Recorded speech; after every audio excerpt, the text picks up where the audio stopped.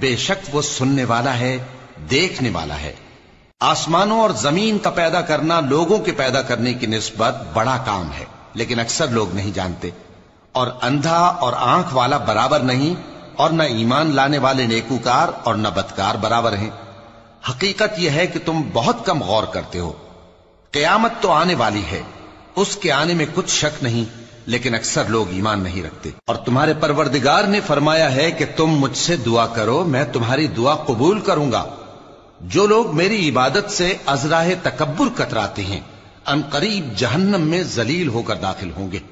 اللہ ہی تو ہے جس نے تمہارے لیے رات بنائی کہ اس میں آرام کرو، اور دن کو روشن بنایا کہ اس میں کام کرو۔ بے شک اللہ لوگوں پر فضل کرنے والا ہے، لیکن اکثر لوگ شکر نہیں کرتے۔ یہی اللہ تمہارا پروردگار ہے جو ہر چیز کا پیدا کرنے والا ہے، اس کے سوا کوئی معبود نہیں، پھر تم کہاں سے بھٹکائے جاتے ہو؟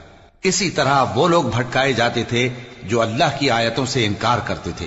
اللہ ہی تو ہے جس نے زمین کو تمہارے لیے ٹھہرنے کی جگہ اور آسمان کو چھت بنایا، اور تمہاری صورتیں بنائیں اور صورتیں بھی اچھی بنائیں، اور تمہیں پاکیزہ چیزیں کھانے کو دیں۔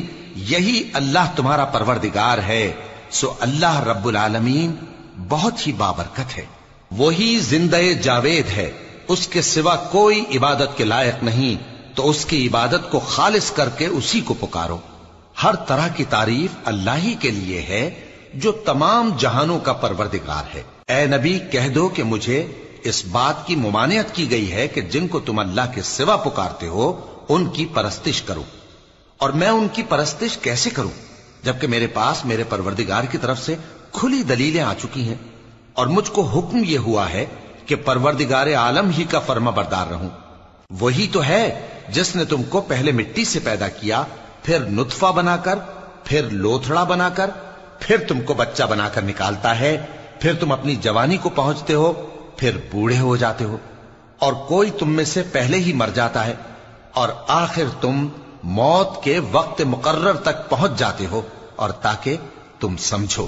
وہی تو ہے جو زندگی اور موت دیتا ہے، پھر جب وہ کوئی کام کرنا یعنی کسی کو پیدا کرنا چاہتا ہے تو اس سے کہہ دیتا ہے کہ ہو جا، تو وہ ہو جاتا ہے۔ کیا تم نے ان لوگوں کو نہیں دیکھا جو اللہ کی آیتوں میں جھگڑتے ہیں؟ یہ کہاں سے پھیرے جاتی ہیں؟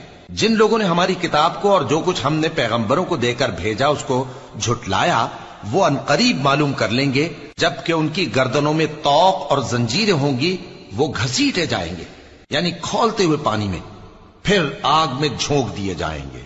پھر ان سے کہا جائے گا کہ وہ کہاں ہیں جن کو تم اللہ کے شریک بناتے تھے یعنی غیر اللہ؟ کہیں گے وہ تو ہم سے جاتے رہے، بلکہ ہم تو پہلے کسی چیز کو پکارتے ہی نہیں تھے۔ اسی طرح اللہ کافروں کو گمراہ رہنے دیتا ہے، یہ اس کا بدلہ ہے کہ تم زمین میں ناحق خوش ہوا کرتے تھے، اور اس وجہ سے کہ اترایا کرتے تھے۔